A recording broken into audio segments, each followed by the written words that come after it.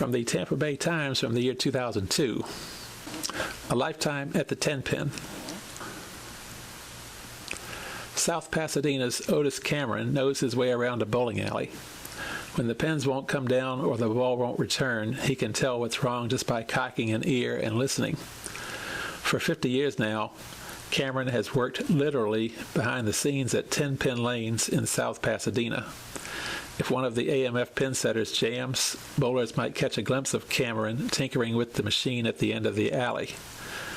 They're probably looking at the oldest bowling lane mechanic in the world. "I don't mind working," Cameron said in a gravelly voice. "I don't want anybody to give me anything. I don't want to be beholden to anybody."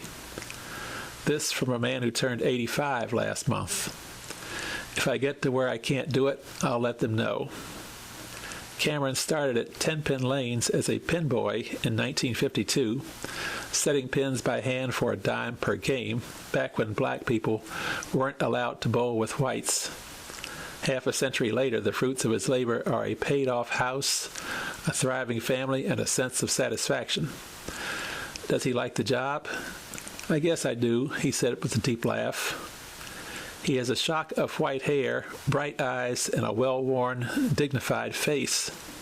His hands shake a little, but he can poke his fingers into the guts of a broken machine and get the motor purring to life.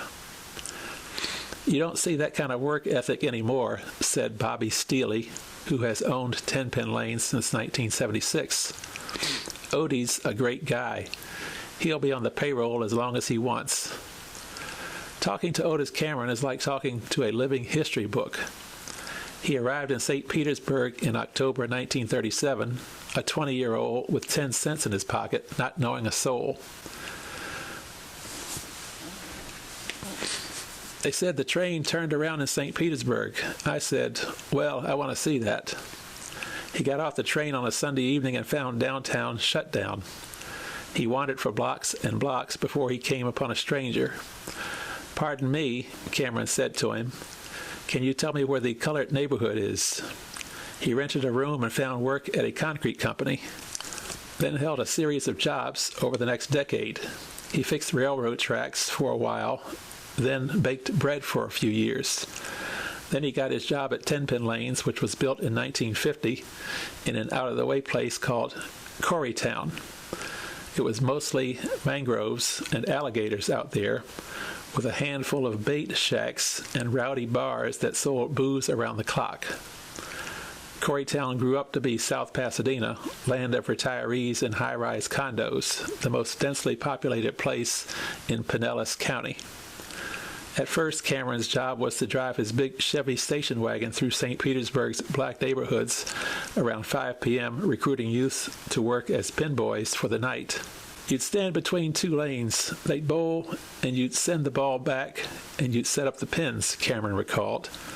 While you're doing that, they're bowling on the other lane. You had to be on your P's and Q's, or you could get hit by a ball or a pin. Before long, 10-pin lanes installed automatic pin setters. It was the first bowling center in Florida to get them, and the fourth in the nation. Cameron cleaned the lanes until the mechanic suddenly quit, and the owner asked whether Cameron wanted the job. It paid better. With no formal training, Cameron read manuals and studied the machines at night after the lanes had closed. "I got to where I could build one if I had to," he said. In the intervening decades, he has worked for several 10-pin owners and has mastered 3 generations of AMF pin-setting machines. He and his late wife, Alma, raised 6 children who have produced 18 grandchildren and 10 great-grandchildren.